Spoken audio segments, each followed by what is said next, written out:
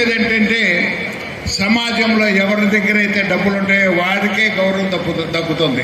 వారు డబ్బులు ఎట్లా అంటే వేరే విధంగా సంపాదించాలని కాదు, న్యాయంగా సంపాదించి పైకి రండి. దాంతో మన పిల్లల భవిష్యత్తు బాగుంటుంది. ఈ రెండు విషయాలు చెప్తూ ఇంతమంది ఈ సమావేశానికి వచ్చేసి చక్కగా జయప్రదం చేసినందుకు పేరు పేరున నమస్సుంబాజులు తెలుసుకుంటూ వచ్చిన పెద్దలందరూ కూడా ప్రత్యేక ధన్యవాదాలు తెలుపుకుంటూ వారందరినీ మనం గౌరవించుకుందాం.